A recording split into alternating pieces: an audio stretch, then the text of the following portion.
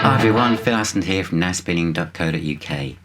This is part one of a two-part video I'm going to do looking at these two wonderful Rick Derringer box sets. I was going to try and do them all at once, and I thought, no, he deserves more than that, and I didn't want the videos to be too long. So in this particular one, I'm going to concentrate on the actual Derringer box set, which is this one. Now, Rick Derringer has been described, I think it was by Mick Wall, as being the bridge between Ronnie Montrose and Eddie Van Halen. Now, some of you may not see that connection, and I think the thing is with Rick Derringer, he's not just a lead guitarist or a rock guitarist. He's a singer and an all-round performer. And I always thought that, and still do think that, Rick Derringer had more kind of pop sensibilities. He was more about the kind of songwriting. And also, I think, his career started when he was 17, I think, or it could be 16, when he was with the McCoys in 65. So he started really young, and then, of course, he was also heavily involved with Johnny Winter and especially that wonderful live album. Then, of course, it's Edgar Winter. I'm going to touch on all of these in separate videos. And he's also a fantastic producer. So I think when he had his solo career first started, I think he was seen as like a bit of a teen idol, especially in the early 70s in America. He was, almost like a glam rock star. If you look at the covers on, I'll bring one up now, for his solo album 75, you could see that the marketing department was pushing him very much in almost a teeny bop direction, really, because he was only still in his mid-20s.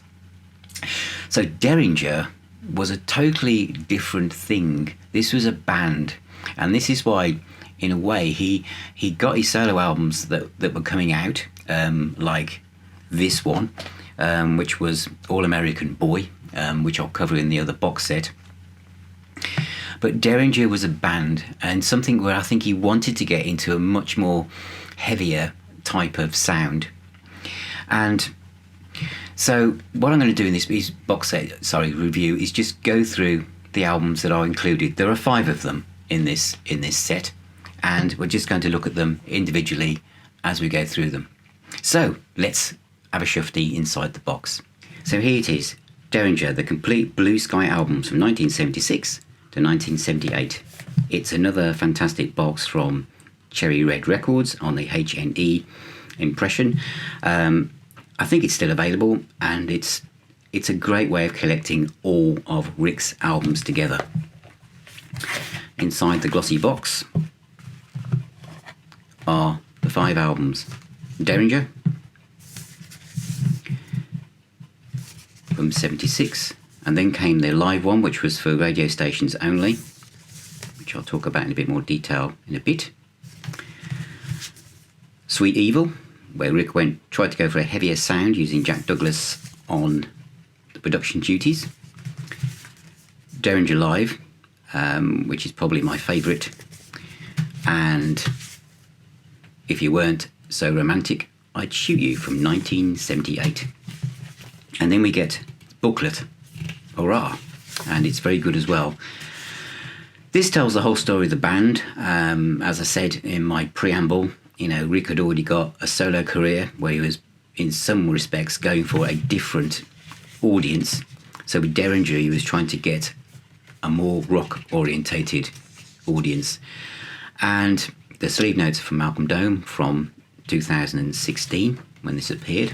And this is a picture from the inner sleeve of the first album, Derringer.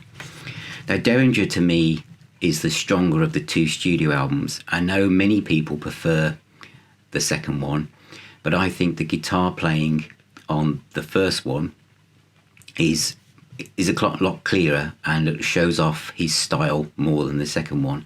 I understand why he wanted a heavier sound, because one of the things about the Derringer studio albums is they are in no way can be compared to the live stuff. If there's anything that was different about why I said at the start that Rick Derringer is the bridge between Ronnie Montrose and Eddie Van Halen, it's when you hear the live stuff. specifically on the live one here, Rock and Roll Hoochie Coo, which of course is a track he was doing with Johnny Winter, is the guitar solo, and it's a solo guitar solo, just like Eddie Van Halen would have done. Lots of wiggly bits. It then segues into You Really Got Me by the Kinks. Now, who else did that? Now, it makes me wonder whether Eddie Van Halen, a young version of him, was in the audience and thought, now there's a good idea. Obviously, it's very different, but the live stuff is just full on rock. And you can see why he is seen as a guitar hero. It's all about the soloing, especially on tracks like Beyond the Universe, which is absolutely fantastic, and of course Rock and Roll Hoochie Coo, where he really stretches out. He was also still pushing his solo stuff on the Derringer Live, which is my favourite one. Teenage Love Affair was from his first solo album, and Uncomplicated was also from his solo stuff as well. And Roll With Me on the first live one was also from his solo stuff. So he was very keen on and keeping that stuff going as well.